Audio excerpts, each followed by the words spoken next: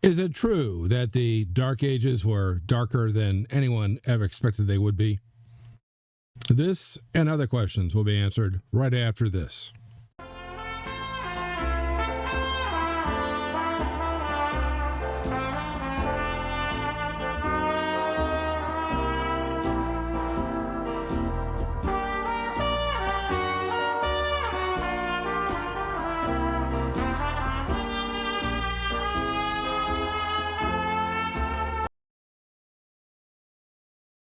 I'm Professor Jerome Arkenberg, and the host of History Waits for No One. In this episode, we'll cover how the collapse of the Roman Empire began with the emergence of the Huns from Central Asia and the flight of the Goths before them. How Germanic invaders, Visigoths and Ostrogoths, Gepids and Franks, Burgundians and Suevi, Angles and Saxons, Jutes and Vandals, and even the Iranian Alans ravaged, conquered, and established kingdoms and the ruins of the Western Roman Empire, which they had helped destroy. Why the Western Roman Empire collapsed, but the Eastern Roman Empire did not. How the Eastern emperors, Justinian, struck back against the Germans, reconquering Italy, North Africa, and southern Spain, but how plague and wars with Persia sapped the strength of the Eastern Empire so that it could not defend itself against the sudden emergence of the Arabs and a new faith, Islam. But first, make sure to click like, share, and subscribe, and that little bell thingy so it can continue to bring you more great history episodes just like this one. The Germanic invasions took place against economic collapse as a gift economy replaced the Roman market economy. Coinage largely disappeared, and a monetary economy emerged again, only very slowly. Towns disappeared. Those that survived did so only because they were the seat of a bishop. And until the 11th century, the population grew, but incrementally. Rome itself declined from a population of around 4 million in the city and surrounding suburbs around the time of Augustus Caesar to only about 20,000 when Charlemagne came to visit in the year 800. Germanic tribes spread across Western Europe, as shown in this map here, establishing kingdoms in the wreck of the empire. And even though these Germanic tribes were far fewer in number than the Romans they conquered, they were nonetheless welcomed by the latter, who benefited from their huge tax cuts, approximately going from 90% under the late Roman Empire to about 5% under the Germans, and the ending of the highly restrictive imperial economic regulations, which restricted what you could and couldn't do economically under the late empire to really nothing because the Germans just really didn't care. All of this despite many of these Germans not being Christians, or perhaps the wrong type of Christian, as many followed the Arian heresy. Yes, the Romans would prefer to be living in the Roman Empire, but the empire of Augustus or Hadrian or even Diocletian, not the creaky, useless empire of their own time. The collapse all began in the 4th century, when the Huns emerged from Central Asia, conquered the Alans and the Ostrogoths, then turned on the Visigoths, who were in 376 allowed to settle in Thracia in the Roman Empire as a confederate people, governing themselves by their own laws and beliefs, not that of Rome. But problems arose. Promised food did not show up. Fighting broke out.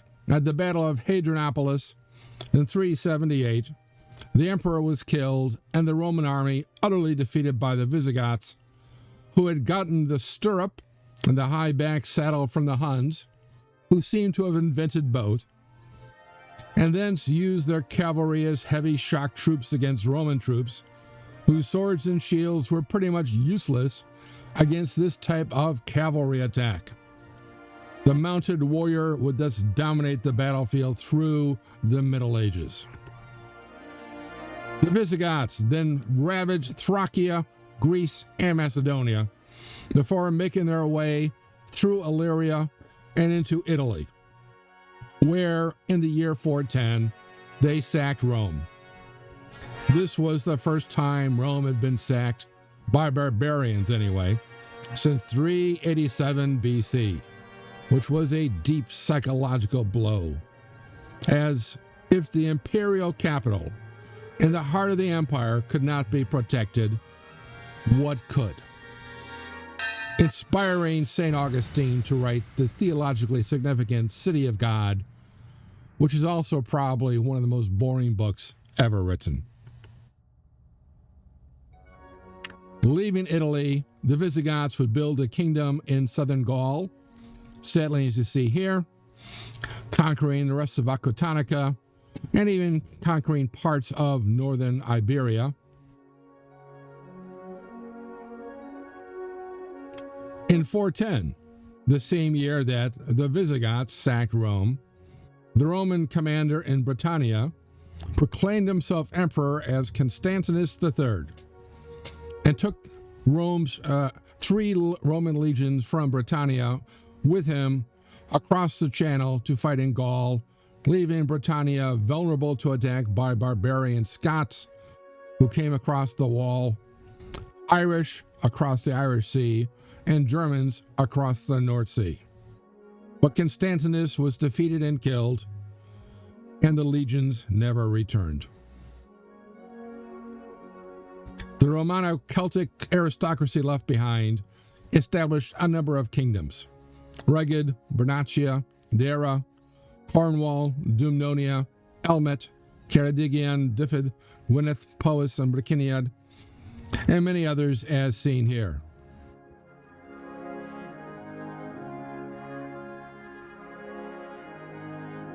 When Germanic invaders, Angles, Saxons, and Jutes came to settle, some of the Romano-Celtic elite fled to Brittany, while many others and the common people entirely stayed, and these gradually fused with the Germanic invaders to form new kingdoms, as shown here: Northumbria, Deira, Lindsey, Mercia, Wicca, Anglia, Essex, Middlesex, Sussex, Wessex, and Kent.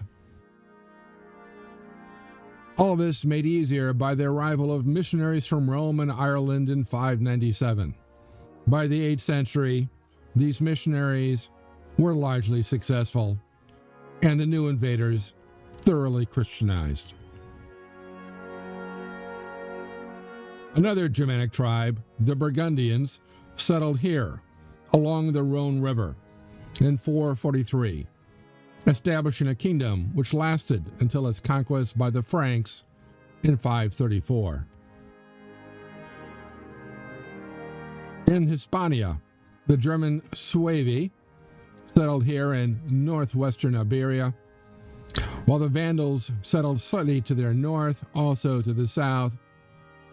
The Alans pretty much in between, leaving a Roman province still around, and the Basque and Cantabrians up here in the north. All of this lasted until the Visigoths came over in the 6th century and took over by themselves.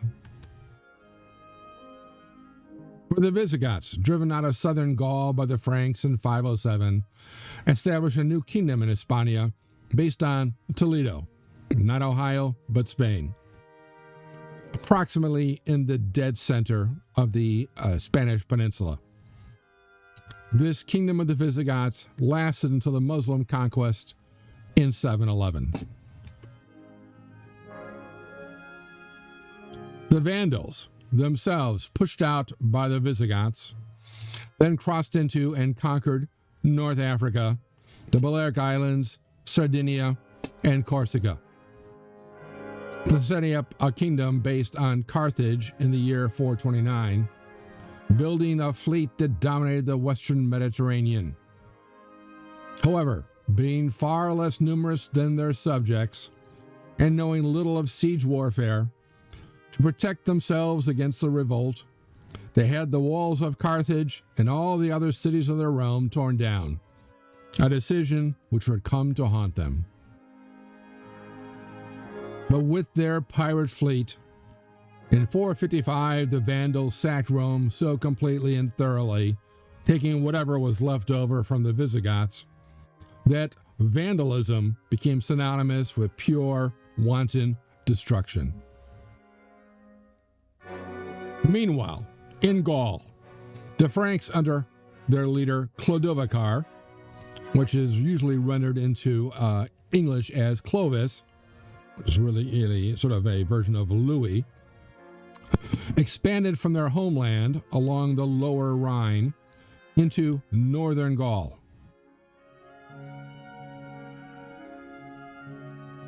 In 486, Clovis defeated the last Roman general in Gaul, Syagrius, who had set up a kingdom in Soissons.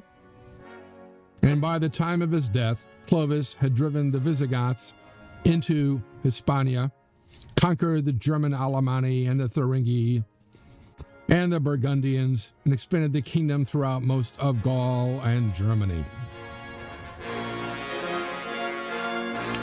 Meanwhile, back east, while all this was happening in the west, in the year 490, the Eastern Roman Emperor Anastasios, worried about a threat on his borders in Illyria itself, where the Ostrogoths had settled, decided to send them west. He took aside their new king, Theodoric, who had been brought up as a hostage in Constantinople, and told him to go as a Roman consul to reconquer Italy from Odovacar, the German general who had deposed the last emperor in the West. And thus Theodoric did. And this Theodoric the Great established a strong, flourishing kingdom. While the Western Empire collapsed into barbarian kingdoms, the Eastern Empire continued for another 1,000 years, as what in modern times became known as the Byzantine Empire. Though the quote-unquote Byzantines, throughout their existence, insisted they were Romoians or Romans, not Greeks or Hellenes, because that meant they would have been pagan, and pagan they were not. But they consider themselves Romans. 19th century historians in Western Europe decided this was a bad title for them, because to them, Roman Empire meant Augustus, Nero, Diocletian, Hadrian, Trajan, Constantine the Great, and others. And so decided to name the empire after the city which had been destroyed by Septimius Severus, Byzantium, and on which Constantine the Great later built Constantinople. And thus Byzantium and Byzantine Empire was born. And thus modern historians start the empire, this medieval empire, with the reign of Justinian, depicted here, the last emperor who spoke Latin as his native tongue. In 534, Justinian, seeking to reunite the empire. Now, this is not unusual. Modern historians tend to put in place this weird idea that the Byzantines, remember, a somehow separate entity, were trying to conquer lands that didn't belong to them. But in fact, this is the Roman Empire. And bits and pieces of the Roman Empire had over the past 4 or 5 centuries would break off, declare independence, but then be reconquered by the emperors and brought back in. So Justinian, of course, did not regard these as separate kingdoms, nor as his ventures as some type of imperial or colonial war, simply as a war of reunification.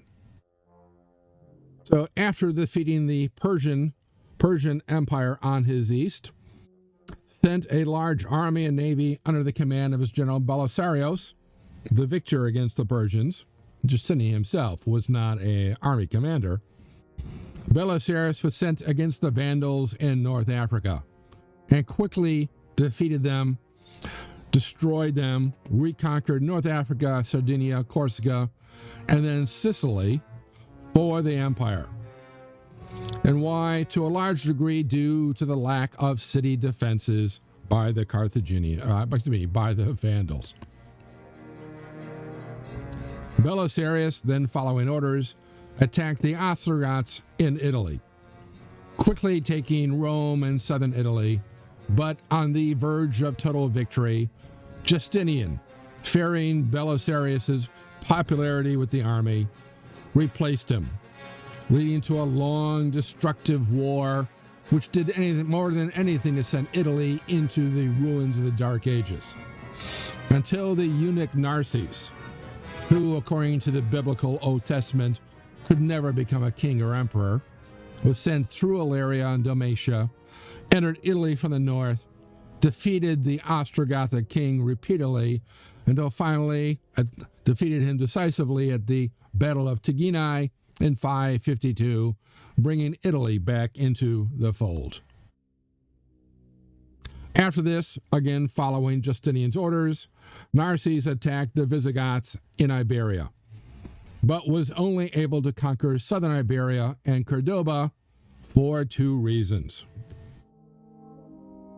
First, a renewed war with the Eastern Empire's archenemy, the Sasanian Persians. But perhaps a bit more importantly, because of the outbreak of plague. First from 542 to 546, which was bad enough, but then further, deadlier bouts in 557 to 561, and 570 to 574, which altogether killed off about a third of the empire's population, sending its economy into a deep depression from which it never fully recovered. The empire's weakened state led, only 16 years after Italy had been reconquered from the Ostrogoths, the loss of all but a few major cities to a new round of German invaders, the Lombards, who set up a kingdom based in Pavia in the north, and the area which would thenceforth be known as Lombardy, and two de facto independent duchies in the south, that of Spoleto and Benevento. Whereas you see the Byzantines in this sort of purple lavender lilac managed to just barely hold on to the rest. It also led to the loss of the newly reconquered Iberian provinces to the Visigoths during yet another war with the Persians. Yes, repeated wars with the Persians over and over and over again. This one caused a loss of Egypt, Syria, and Anatolia, this portion right here, and yet another siege of Constantinople. The empire seemed once again to be on the ropes. But in 627, the new emperor, Heraclios, accompanied by a great burst of religious fervor, landed an army behind the Persian lines here at Trebizond. The Persian army was here besieging Constantinople. He lands in Trebizond, attacks through Armenia into northern Mesopotamia, and by 630 was driving into the heart of Persia. Beset by attacks from the Byzantine allies, the Jewish Khazars in the Caucasus, the Aksamites, the Christian Aksamites from Ethiopia into their South Arabian province, what is now Yemen. Also, Arabs, Muslim Arabs, attacking from deserts to the south into Syria, Palestine, and Mesopotamia. And the White Huns, the Hephthalites, attacking into their eastern provinces in India. The Persian army mutinied, and the new emperor, Kavad II, then surrendered. It was at this exact moment that the Arabs, the Muslim Arabs, attacked, defeated the Byzantines at the Battle of the Yarmouk, defeated Heraclios himself, a long 2-week battle in 636. And then a few years later, the Persians at the Battle of Nehevent. This caused the Byzantine Empire to nearly collapse and the Sasanian Persians to utterly disappear. Let me know what you liked about this episode of History Waits for No One. Be sure to click like, share, subscribe, and that little bell thingy, as it will help me bring you more great episodes. If you want to know more, there are recommended studies on this topic in the description below, along with other ways to connect with me. Thanks for watching, and I'll see you in the past.